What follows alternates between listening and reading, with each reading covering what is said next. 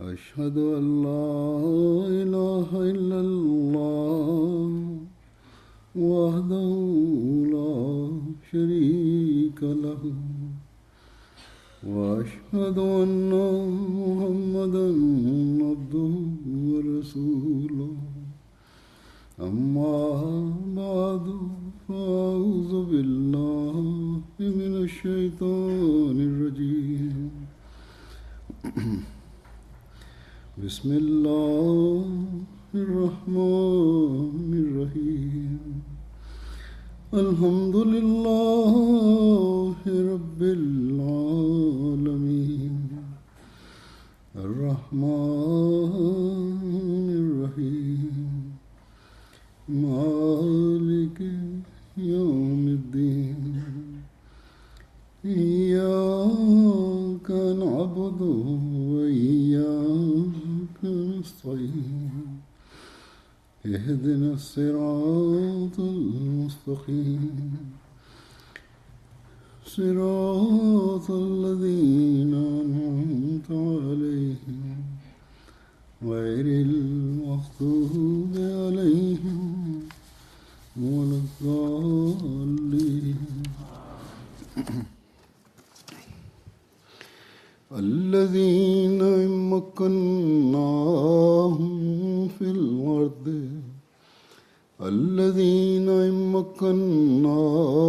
في الأرض أقاموا الصلاة وآتوا الزكاة وأمروا بالمعروف ونهوا عن المنكر وأمروا بالمعروف ونهوا عن المنكر وللہ عاقبۃ الامور۔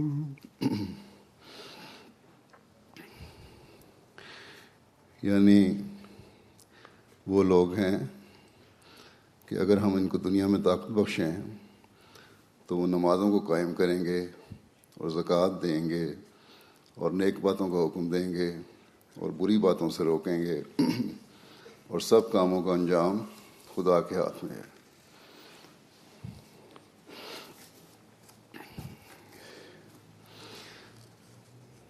اس آیت میں اللہ تعالیٰ نے مومنوں کو اس طرف توجہ دلائی ہے۔ حقیقی مومن وہ ہیں کہ طاقت ملنے کی صورت میں، کمزوری اور بے چینی کے بعد امن ملنے کی صورت میں، بہتر حالات ہونے پر، آزادی سے اپنی عبادت اور مذہب پر عمل کرنے کے حالات پیدا ہونے کے بعد اپنی خواہشات اور اپنے ذاتی مفادات کی طرف توجہ دینے والے نہیں بن جاتے، بلکہ نماز قائم کرنے والے ہوتے ہیں، اپنی نمازوں کی طرف توجہ دینے والے ہوتے ہیں، اپنی مسجدوں کو آباد کرنے والے ہوتے ہیں، انسانیت کی خدمت کرنے والے ہوتے ہیں، اللہ تعالیٰ کا خوف رکھتے ہوئے غریبوں مسکینوں کے لیے اپنے مال میں سے خرچ کرنے والے ہوتے ہیں،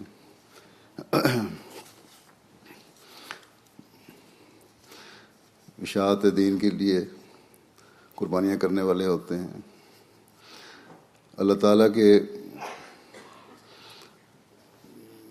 دین کی اشاعت کے لیے اپنے مال میں سے خرچ کر کے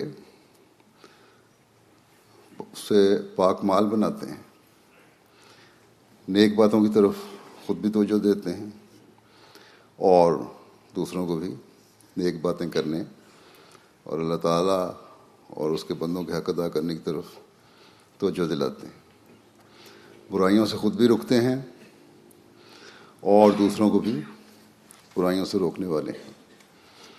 اور کیونکہ یہ سب کام اللہ تعالیٰ کا خوف رکھتے ہوئے اللہ تعالیٰ کے حکم پر عمل کرنے کی وجہ سے کرتے ہیں، اس لیے اللہ تعالیٰ بھی بہترین نتائج ان کے کاموں کے پیدا فرماتا ہے، کیونکہ ہر چیز کا فیصلہ خدا تعالیٰ نے ہی کرنا ہے. بس جو کام خدا تعالیٰ کی ہدایت پر، اس کے حکم پر، اس کی خشیت دل میں رکھتے ہوئے کیا جائے تو یقیناً اس کا انجام تو بہتر ہی ہوگا. بس یہ اصولی بات اگر ہم میں سے ہر ایک سمجھ لے تو اللہ تعالیٰ کے فضلوں کو حاصل کرنے والے بنتے چلے جائیں گے. آپ نے یہاں مہدی آباد میں مسجد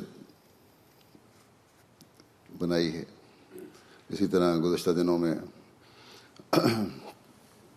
فلڈا میں اور جیزن میں بھی مسجد کا افتتاح ہوا ہے.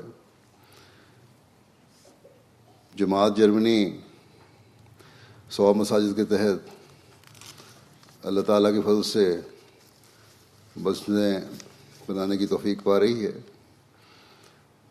اور یقیناً ابواب جماعت مساجد کی تعمیر کے لیے اس لیے مالی قربانی کر رہے ہیں کہ اللہ تعالیٰ کے حکم پر عمل کرتے ہوئے ہم نے اپنی عبادتوں کے معیار بلند کرنے. یہاں آ کر پاکستان سے ہجرت کر کے آنے کے بعد ہمارے مالی حالات بہتر ہوئے ہیں. یہ بات ہم میں سے ہر ایک کو اس طرح توجہ دلانے والی ہونی چاہیے کہ ہم خدا تعالیٰ کی راہ میں خرچ کریں اور اس کا گھر تعمیر کریں جہاں ہم جمع ہو کر نماز کا قیام کر سکیں، باجماعت نمازیں ادا کر سکیں، اپنی جو نمازوں میں ایسی حالت پیدا کر سکیں جس سے اللہ تعالیٰ کی طرف خالص توجہ پیدا ہو.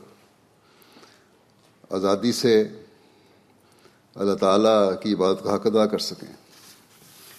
پاکستان میں ہمیں مذہبی آزادی نہیں ہے، وہاں ملکی قانون ہمیں مسجدیں بنانے کی اجازت نہیں دیتا، ہمیں آزادی سے عبادت کرنے کی اجازت نہیں دیتا کہ ہم یہاں وہاں اللہ تعالیٰ کا حق ادا کر سکیں، اس کی عبادت کر سکیں. یہاں اللہ تعالیٰ کے حق کی ادائیگی کے لیے ہم مسجدیں بنا رہے ہیں. ہم پر اللہ تعالیٰ نے مالی لحاظ سے بھی فضل فرمایا ہے، ہر ایک کو یہ سوچنا چاہیے. اس لیے ہم اس کے بندوں کے حقوق ادا کرنے کی بھی کوشش کریں گے اور کر رہے ہیں. ہم نے حضرت مسیح علیہ الصلوۃ والسلام کی بیعت کی ہے تاکہ اپنی روحانی اور اخلاقی حالتوں کو بہتر کریں. تو ہماری یہ مسجدیں ہمیں اس بات کی طرف توجہ دلانے والی ہیں اور ہونی چاہیے.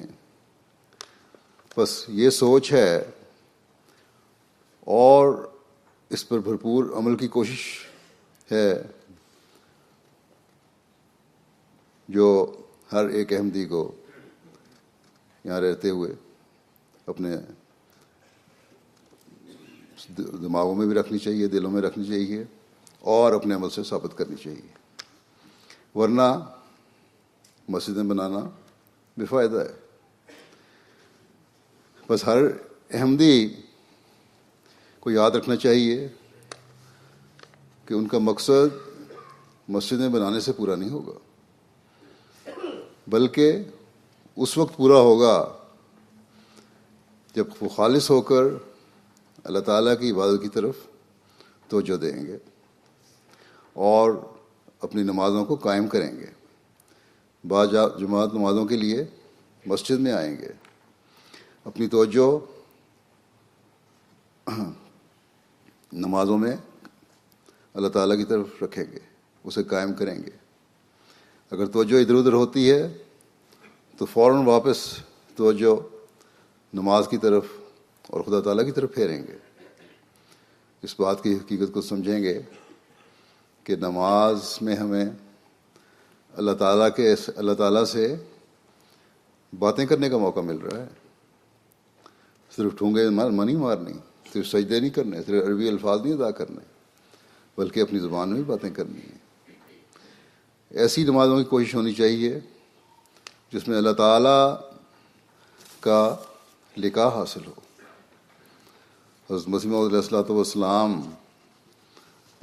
متقی کی صفات بیان کرتے ہوئے، حقیقی مومن کی صفات بیان کرتے ہوئے فرماتے ہیں کہ وہ یقیمون الصلاۃ کرنے والے ہیں، وہ نماز کو کھڑی کرتے ہیں.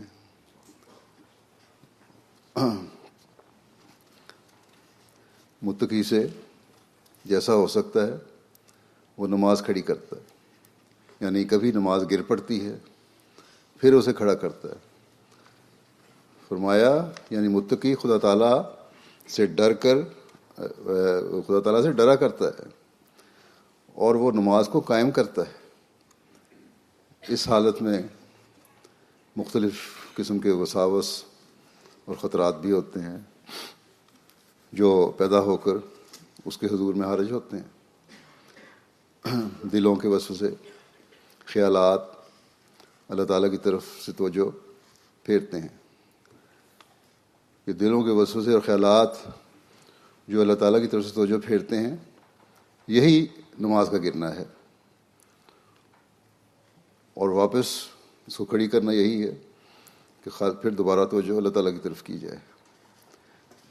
لیکن اگر دل میں تقویٰ ہے تو فرمایا ایک متقی، ایک حقیقی مومن نفس کی اس کشاکش میں بھی نماز کو کھڑا کرتا ہے. یعنی نماز تو گرتی ہے، تو جو ادھر ادھر چلی جاتی ہے بعض دفعہ، لیکن تقویٰ یہ تقاضا کرتا ہے کہ کوشش کر کے پھر نماز کو کھڑا کریں، پھر اپنی توجہ دوبارہ نماز کی طرف لے کر آئیں اور خدا تعالیٰ کی طرف لے کر آئیں. یہ اسے کھڑا کرنا ہے. فرمایا کہ وہ تکلف اور کوشش سے بار بار اسے کھڑا کرتا ہے. اور اگر مستقل مزاجی سے نماز پر انسان قائم رہے تو اس بات کی کوشش کرتا رہے کہ میں نے اپنی نماز کے اعلیٰ معیار حاصل کرنے ہی ہیں، تو پھر ایک وقت ایسا آتا ہے کہ اللہ تعالیٰ اپنے کلام کے ذریعے ہدایت عطا کر دیتا ہے. پھر آپ نے ہدایت کی وضاحت فرمائی کہ ہدایت کیا ہوتی ہے.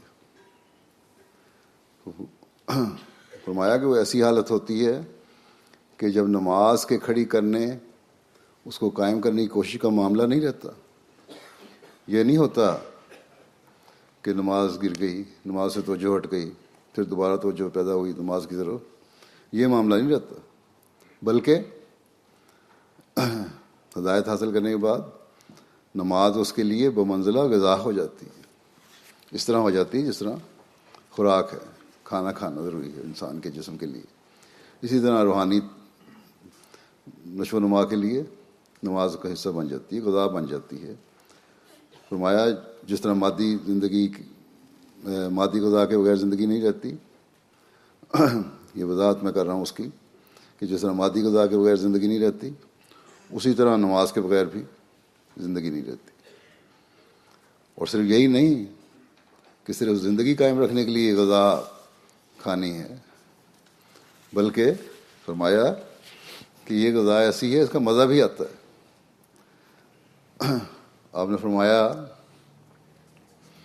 کہ نماز میں اس کو وہ لذت اور ذوق عطا کیا جاتا ہے جیسے سخت پیاس کے وقت ٹھنڈا پانی پینے سے حاصل ہوتا ہے، کیونکہ وہ نہایت رغبت سے اسے پیتا ہے اور سیر ہو کر اس سے ہاتھ اٹھاتا ہے.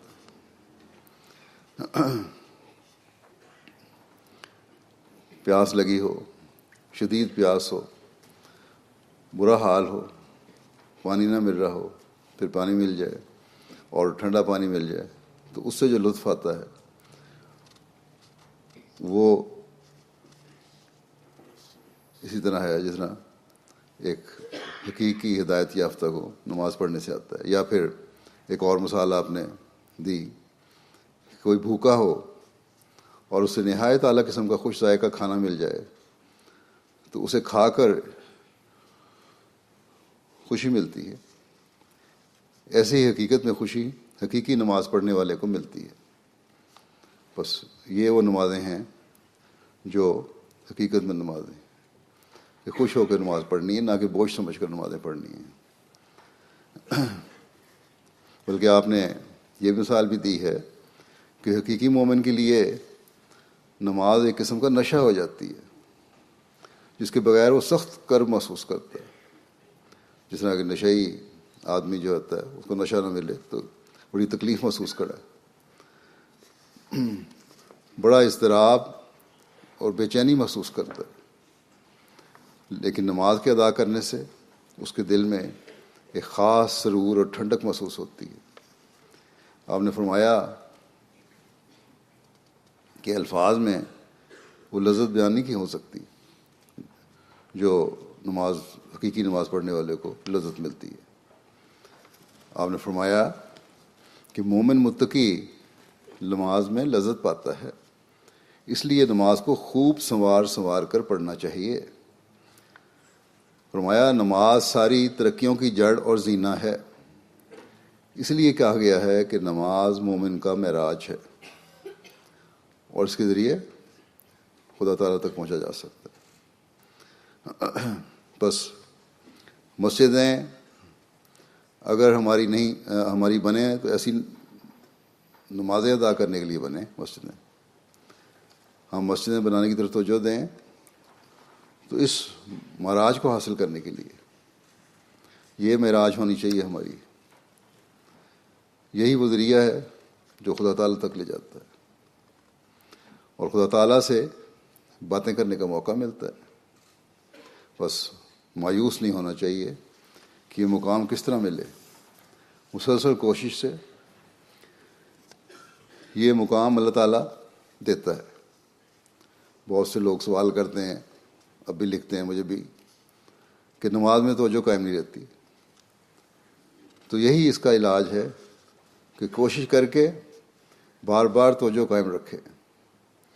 حضرت مسیح علیہ السلام کی مجلس میں بھی کسی دوست نے یہ سوال کیا کہ میرا دل آج کل ایسا ہو رہا ہے کہ نماز میں لذت اور رکت پیدا نہیں ہوتی اور نہایت سخت تکلیف میں رہتا ہوں میں اس وجہ سے، کیونکہ مزہ چکھ چکا ہوں ایک دفعہ نماز کی لذت کا۔ خواہ مخواہ شبہات پیدا ہوتے رہتے ہیں، اگرچہ ان کو بہت رد کرتا ہوں تاہم وساوس پیچھا نہیں چھوڑتے، کیا کروں؟ فرمایا کہ یہ بھی خدا تعالیٰ کا فضل اور احسان ہے کہ انسان ایسے وساوس کا مغلوب نہیں ہوتا۔ پیدا ہو رہے ہیں، آپ کو احساس پیدا ہو گیا، اوپر غالب نہیں ہونے دیا۔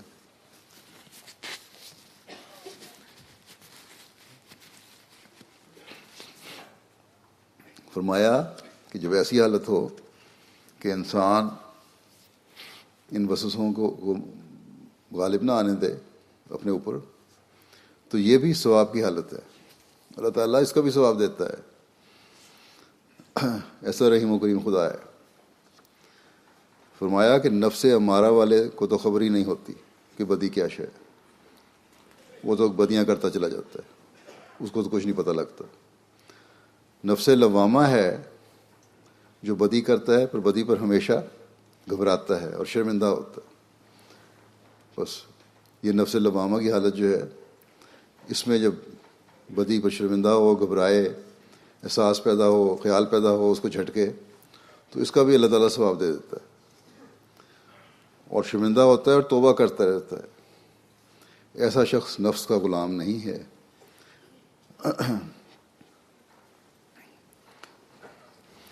فرمایا کہ اس پریشانی کی کوئی بات نہیں ہے، اگر خیالات اور وسوسے آتے ہیں اور پھر ان کو دور کرنے کی کوشش کرتے ہو تو تمہیں ثواب مل جاتا ہے، اللہ تعالیٰ اس کا بھی ثواب دے دیتا ہے۔ ایسا شخص نفس کا غلام نہیں ہے، اور اس حالت میں ہونا ایک حد تک ضروری بھی ہے، اس سے دل برداشتہ نہیں ہونا چاہیے، کیونکہ اس میں بڑے بڑے ثواب ہیں، یہاں تک کہ اللہ تعالیٰ خود بخود نور اور سکینت نازل کرتا ہے، خدا کی رحمت کا وقت آتا ہے اور ایک ٹھنڈ پڑ جاتی ہے، اور وہ بات ہوا ہو جاتی ہے. انسان کو چاہیے کہ تھک نہ جاوے. سجدے میں یا حیو یا قیوم برحمت کا استغیث بہت پڑھا کرو. فرمایا سجدے میں یا حیو یا قیوم برحمت کا استغیث بہت پڑھا کرو. لیکن یاد رکھو کہ جلد بازی خوفناک ہے.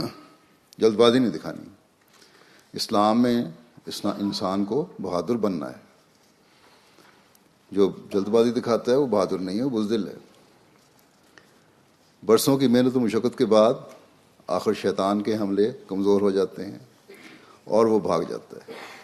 بس یہ اصولی بات ہمیشہ یاد رکھنے والی ہے کہ جلد بازی نہیں کرنی.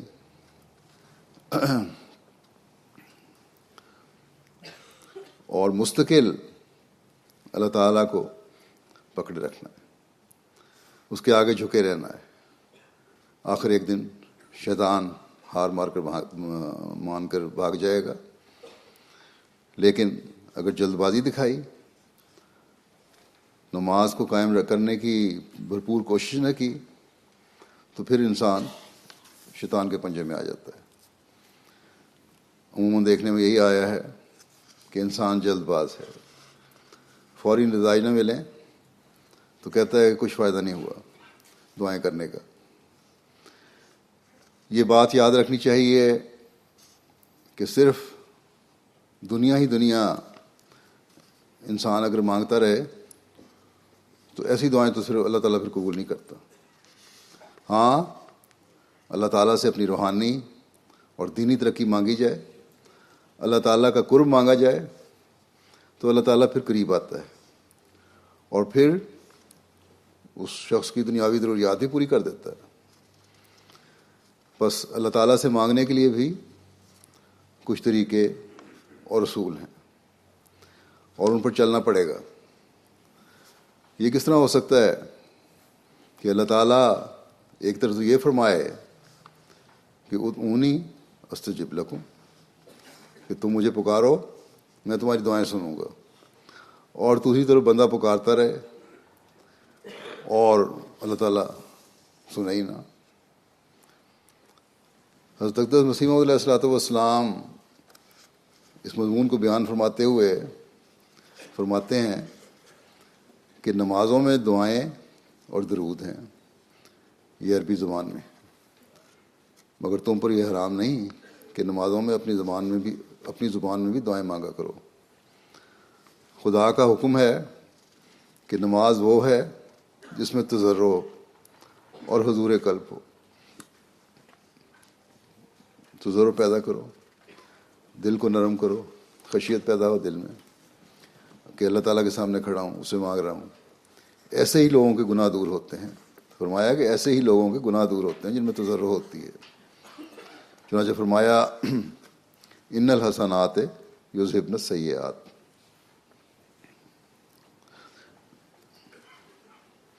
یعنی نیکیاں بدیوں کو دور کرتی ہیں. یہاں حسنات کے معنی نماز کے ہیں، اور حضور اور تضرع اپنی زبان میں مانگنے سے حاصل ہوتا ہے. یعنی آج جو تضرع پیدا ہوتا ہے، انسان کا دل پگھلتا ہے، وہ اپنی زبان میں انسان مانگے تو تبھی پیدا ہو سکتا ہے، سمجھ بھی آ رہی ہو کیا مانگ رہا ہے. بس فرمایا کہ اپنی زبان میں دعا کیا کرو.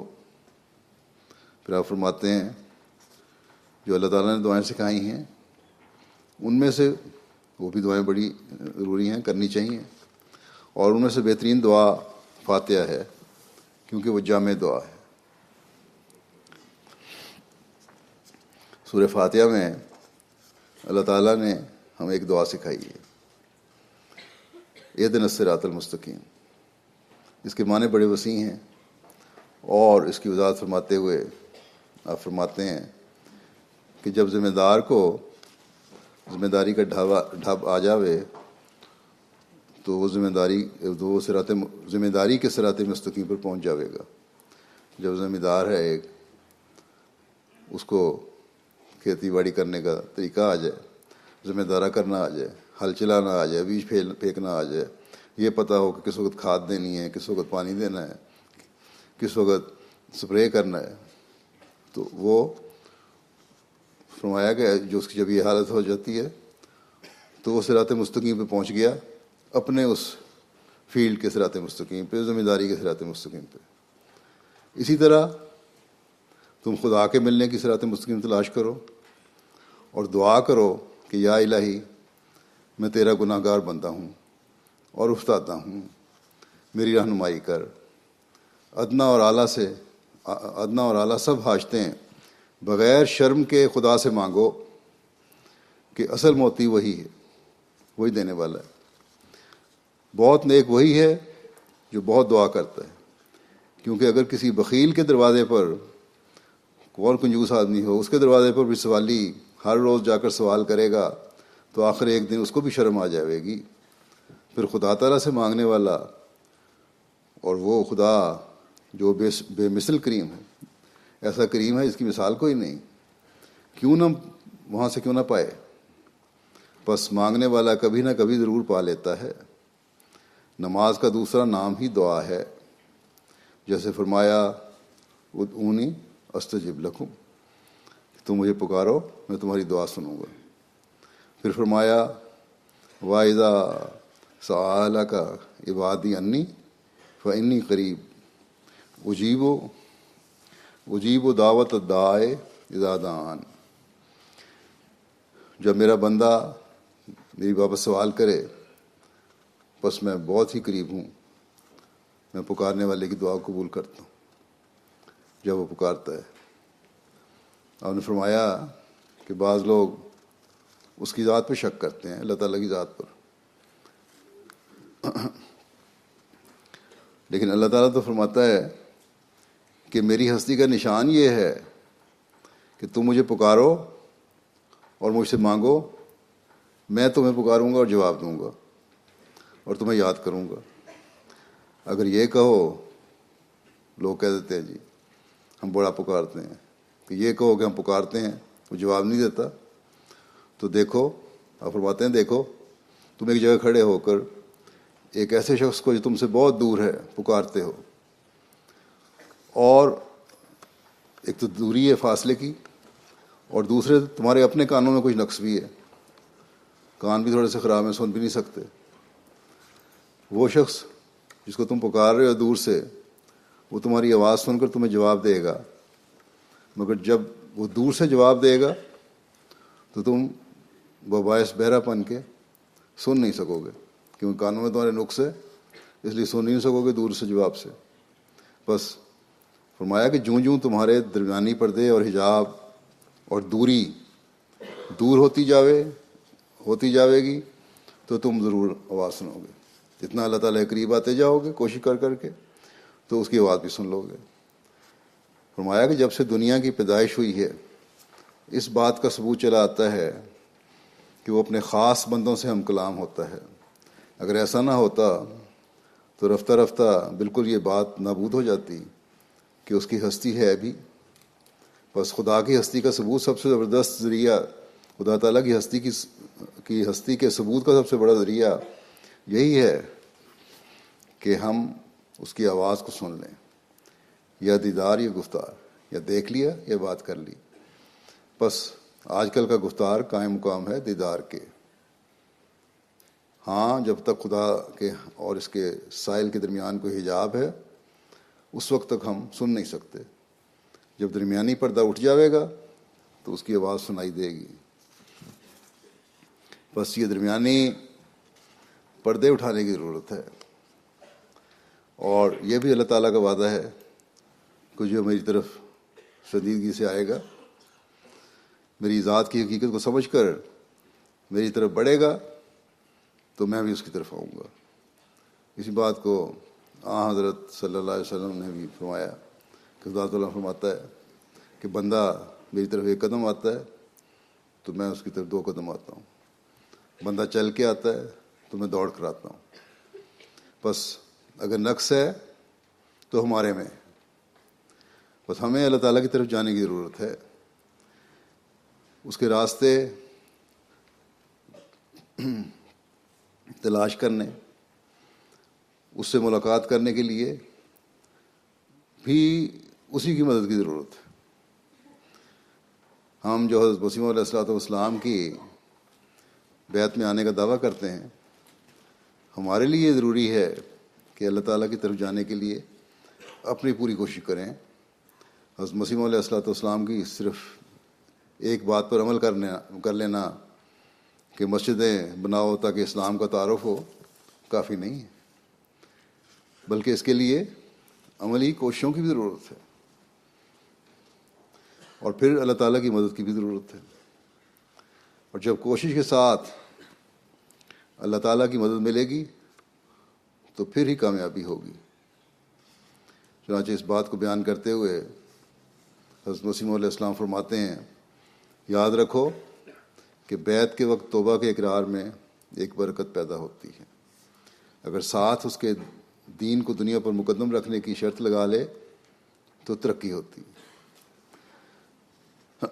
بیعت کر لی، برکت پیدا ہو گئی، ساتھ یہ شرط ہو کہ دین کو دنیا پر مقدم رکھوں گا تو پھر ترقی بھی ہوتی جائے گی، مگر یہ مقدم رکھنا تمہارے اختیار میں نہیں بلکہ امداد الہی کی سخت ضرورت ہے۔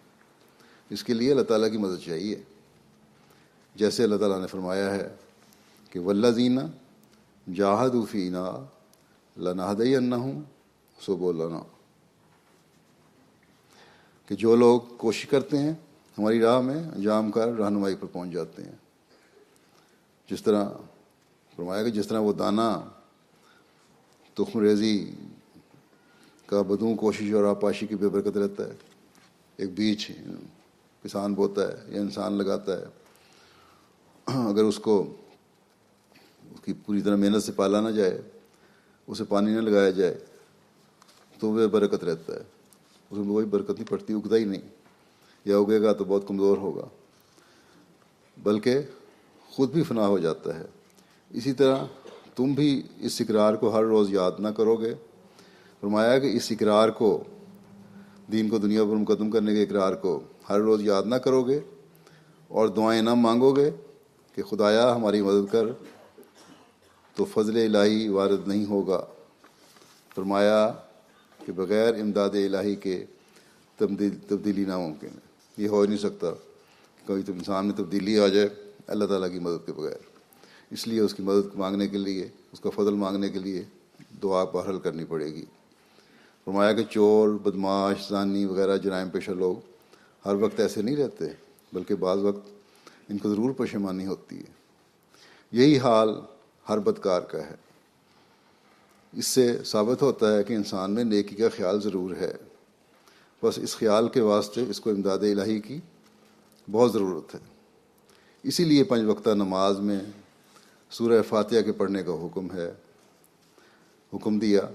اس میں ایاک نعبد اور پھر ایاک نستعین، یعنی عبادت بھی تیری کرتے ہیں اور مدد بھی تجھ سے ہی چاہتے ہیں۔ اس میں 2 باتوں کی طرف اشارہ فرمایا ہے، یعنی ہر نیک کام میں قوت، تدابیر، جدوجہد سے کام لیں، یعنی ہر نیک کام کرنے کے لیے جو انسانی طاقتیں اللہ تعالیٰ نے دی ہوئی ہیں، جو تدبیریں ہو سکتی ہیں، جو کوشش ہو سکتی ہے، وہ کرنی ہے۔ یہ اشارہ ہے نعبدوں کی طرف، عبادت کرنے کی طرف، کیونکہ جو شخص میری دعا کرتا ہے اور جدوجہد نہیں کرتا وہ بہرہ یاب نہیں ہوتا۔ صرف دعا سے کام نہیں بنتا، کوشش بھی کرنی پڑے گی، وہ کامیابی نہیں ہو سکتا۔ جیسے کسان بیج بو کر اگر جدوجہد نہ کرے تو پھل کا امیدوار کیسے بن سکتا ہے؟ اور یہ سنت اللہ ہے، یہ اللہ تعالیٰ کی سنت ہے۔ یہ اگر بیج بو کر صرف دعا کرتے ہیں تو ضرور محروم رہیں گے، اگر اس کو پانی نہیں لگاتے، اس کی گوڈی نہیں کرتے، اس کی نگہداشت نہیں کرتے تو محروم رہے گا انسان۔ مثلاً 2 کسان ہیں، ایک تو سخت محنت اور قلبہ رانی کرتا ہے، گوڈی کرتا ہے، محنت کرتا ہے، یہ تو ضرور کامیاب ہوگا۔ دوسرا کسان محنت نہیں کرتا یا کم کرتا ہے، اس کی پیداوار ہمیشہ ناقص رہے گی، جس سے وہ شاید سرکاری محصول بھی ادا نہ کر سکتے، یعنی بالکل بہت کم ہوگی، اور وہ ہمیشہ مفلس رہے گا۔ اسی طرح دینی کام بھی ہیں، انہی میں منافق، انہی میں نکمے، انہی میں صالح، انہی میں ابدال، کتب، غوث بنتے ہیں۔ لوگ ہیں ایک طرح کے ہیں، لیکن منافق لوگ بھی پیدا ہو جاتے ہیں، نکمے بھی ہیں، کام نہیں کرنے والے، لیکن انہی میں صالح لوگ بھی ہیں، ابدال تک پہنچ جاتے ہیں، کتب بن جاتے ہیں، غوث بنتے ہیں اور خدا تعالیٰ کے نزدیک درجہ پاتے ہیں۔ اور بعض 40 برس سے نماز پڑھتے ہیں مگر ہنوز روزے اولی ہے، کوئی ترقی نہیں اور کوئی تبدیلی نہیں ہوتی۔ 30 روزوں سے کوئی فائدہ محسوس نہیں کرتے، رمضان کے 30 روزے بھی رکھ لیے تب بھی کوئی فائدہ نہیں ہوا، پھر وہیں آ جاتے ہیں رمضان کے بعد۔ بہت لوگ کہتے ہیں کہ ہم بڑے متقی اور مدت کے نماز خواں ہیں، مگر ہمیں امداد الہی نہیں ملتی۔ دعویٰ تو متقی ہونے کا ہے اور بڑے نمازیں پڑھنے کا دعویٰ ہے، لیکن ساتھ کہتے ہیں کہ امداد الہی کم نہیں ملتی۔ اس کا سبب یہ ہے کہ رسمی اور تقلیدی عبادت کرتے ہیں، صرف ظاہری عبادت ہوتی ہے، ترقی کا کبھی خیال نہیں، گناہوں کی جستجو ہی نہیں، یہ کوشش نہیں کرتے کہ تلاش کریں کہ میرے اندر کون کون سے گناہ ہیں، سچی توبہ کی طلب ہی نہیں۔ گناہوں کی طرف توجہ ہوگی، کون کون سے گناہ تلاش کرے انسان، تو پھر سچی توبہ بھی ہوگی اور وہ طلب کرے گا۔ بس وہ پہلے قدم پر ہی رہتے ہیں، ایسے انسان بہائم سے کم نہیں، تو پھر تو یہ جانوروں والی حالت ہے، انسان اور جانوروں کوئی فرق نہیں۔ ایسی نمازیں خدا کی طرف سے ویل لاتی ہیں، قبول نہیں ہوتی بلکہ منہ پہ ماری جاتی ہیں۔ نماز تو وہ ہے جو اپنے ساتھ ترقی لے آوے، جیسے طبیب کے زیر علاج ایک بیمار ہے، ایک نسخہ وہ 10 روز استعمال کرتا ہے، پھر اس سے اس کو روز بروز نقصان ہو رہا ہے۔ جب اتنے دنوں کے بعد فائدہ نہ ہو تو بیمار کو شک پڑ جاتا ہے کہ نسخہ ضرور میرے مزاج کے موافق نہیں اور یہ بدلنا چاہیے۔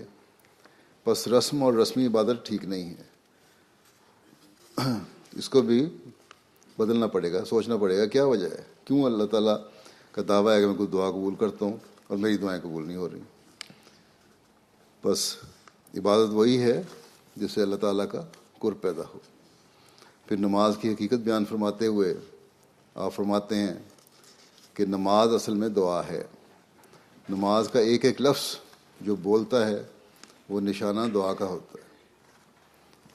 اگر نماز میں دل نہ لگے تو پھر عذاب کے لیے تیار رہے، کیونکہ جو شخص دعا نہیں کرتا وہ سوائے اس کے کہ ہلاکت کے نزدیک خود جاتا ہے۔ اور کیا ہے؟ ایک حاکم ہے جو بار بار اس امر کی ندا کرتا ہے، آواز دیتا ہے کہ میں دکھیاروں کا دکھ اٹھاتا ہوں۔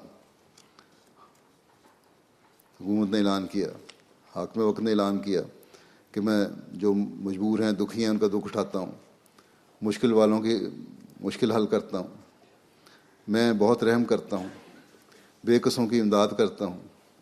لیکن ایک شخص جو کہ مشکل میں مبتلا ہے اس کے پاس سے گزرتا ہے اور اس کی ندا کی پرواہ نہیں کرتا، سب بلا رہا ہے، وہ مشکل میں گرفتار ایک شخص ہے، اس کے پاس سے گزر جاتا ہے اور پرواہ نہیں کرتا، نہ اپنی مشکل بیان کر کے طلب امداد کرتا ہے، تو سوائے اس کے کہ وہ تباہ ہو اور کیا ہوگا۔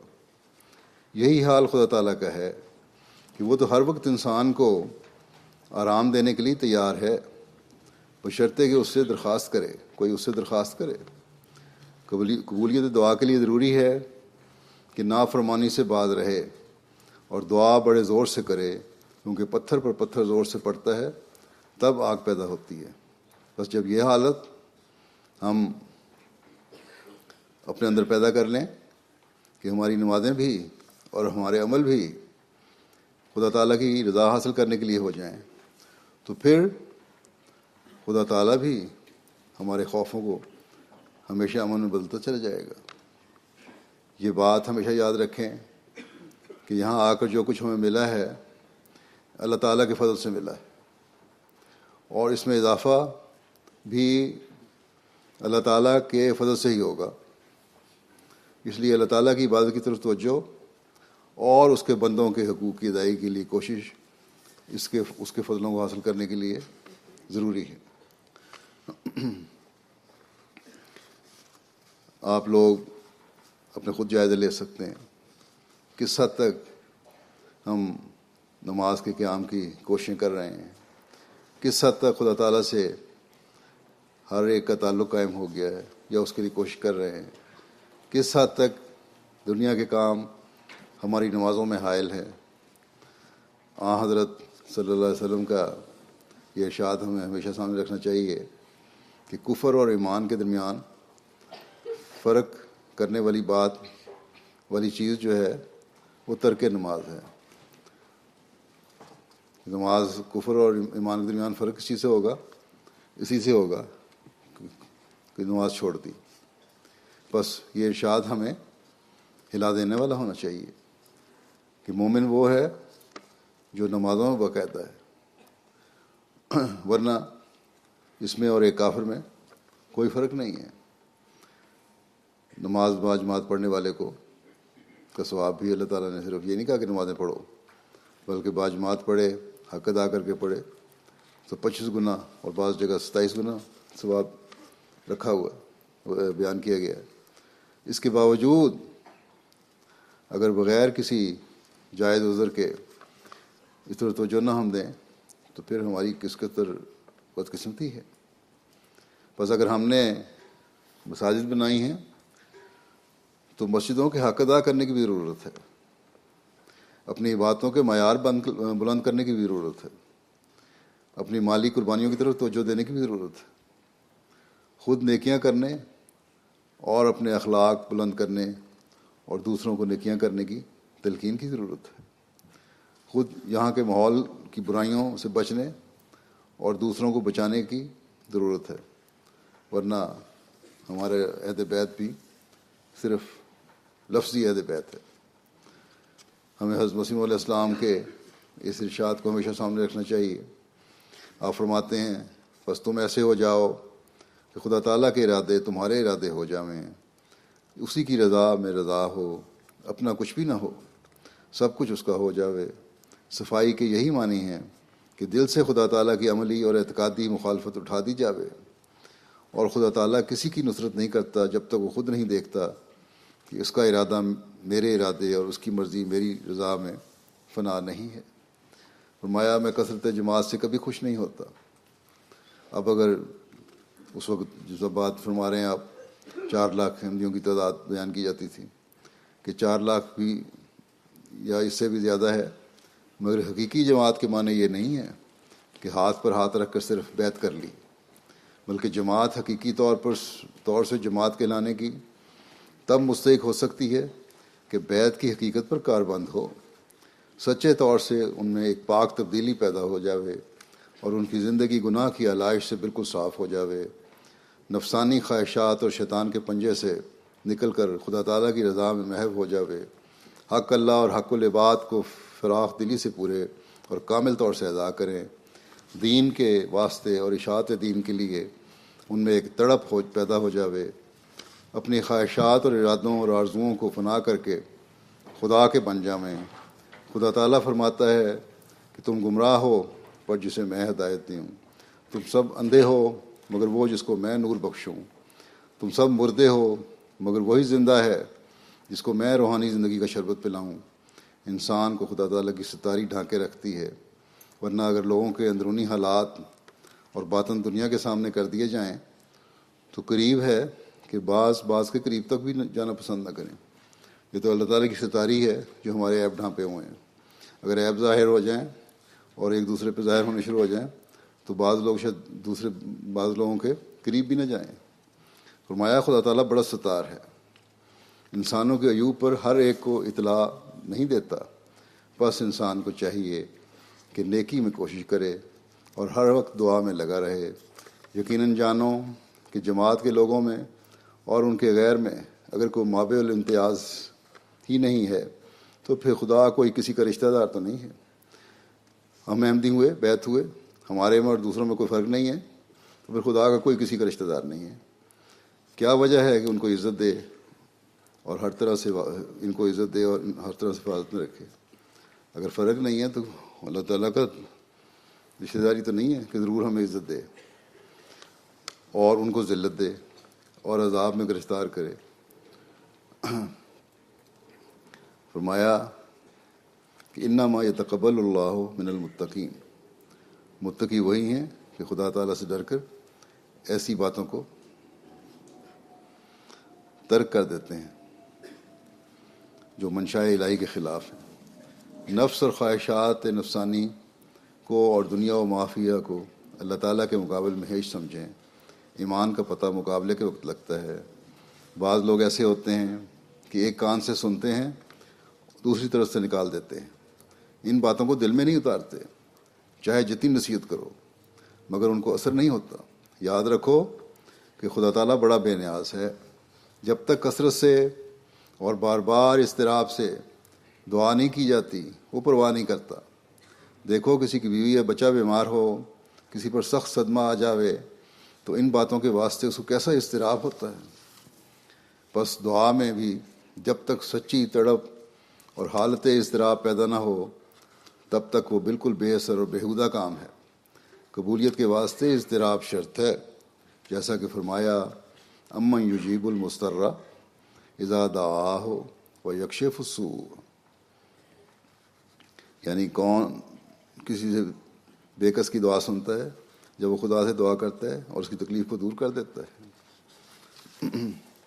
پھر آپ فرماتے ہیں کہ خدا تعالیٰ کی نصرت، انہوں نے فرمایا کہ اپنے اصلاح جب کرتے ہو تو اپنے اہل و عیال کو بھی اپنی اصلاح میں شامل کرو، بیوی بچوں کی اصلاح کرنا بھی تمہارا فرض ہے۔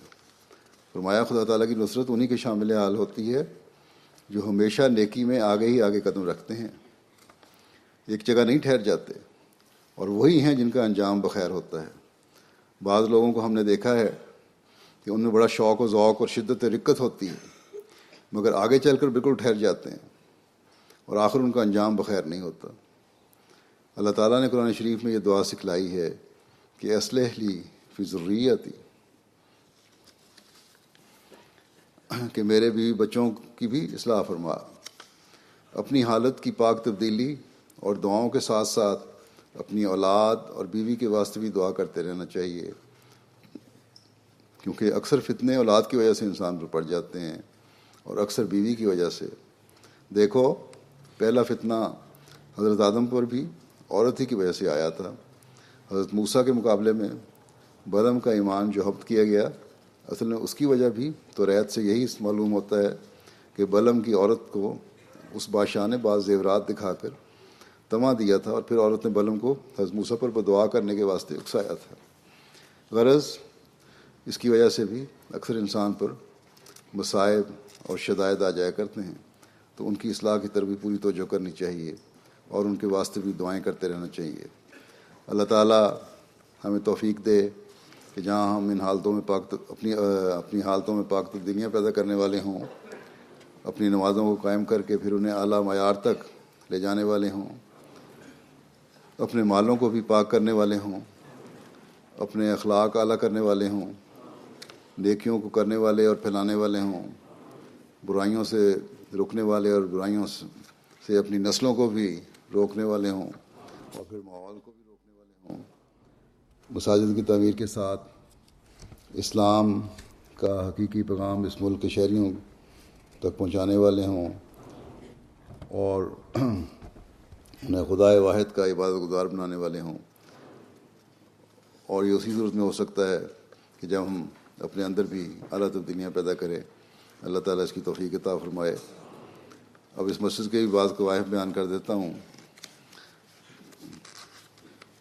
یہاں اس جگہ کا نام تو ہم نے مہدی آباد رکھا ہوا ہے، ناہے ہے اس گاؤں کا نام، اور جہاں یہ مسجد اب بنائی گئی ہے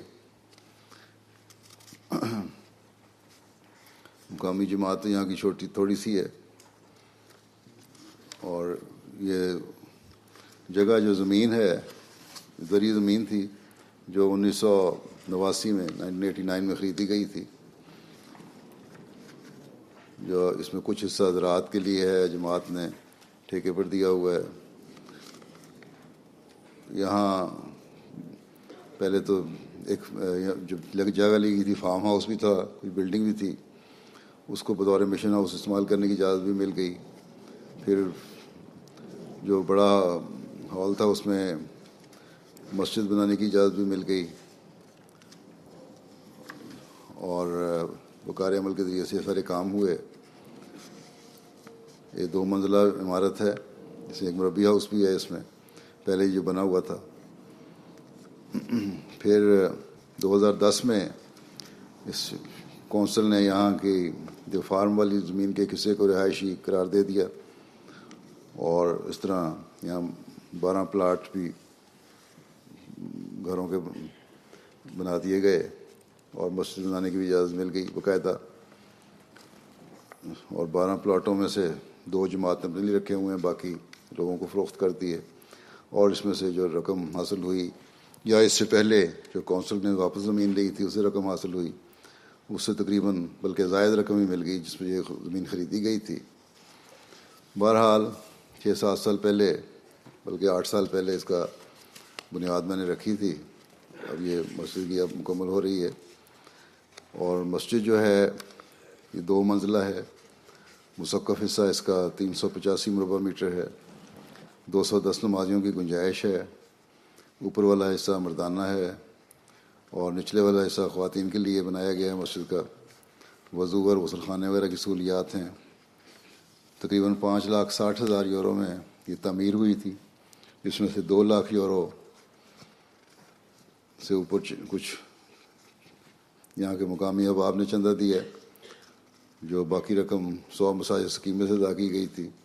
اللہ تعالیٰ ان سب قربانی کرنے والوں کے اموال و نفوس میں برکت عطا فرمائے، اور اس مسجد کی تعمیر کے بعد عبادت کا حق پہلے سے بڑھ کر ادا کرنے والے ہوں۔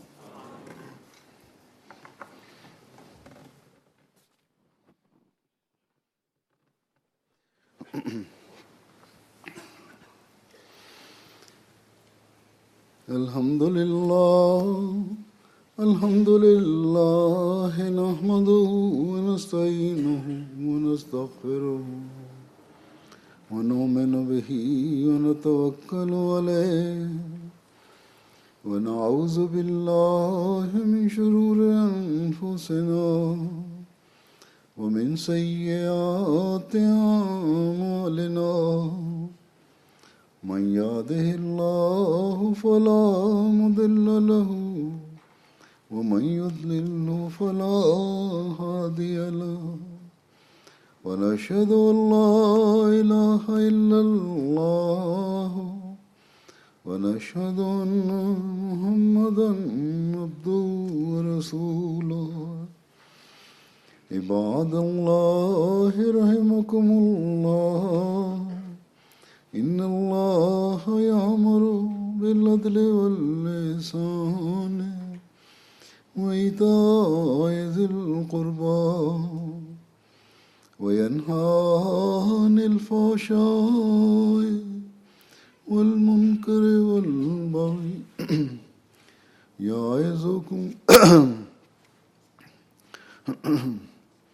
يعظكم لعلكم تذكرون۔ اذكروا الله يذكركم وادعوه يستجب لكم، ولذكر الله أكبر۔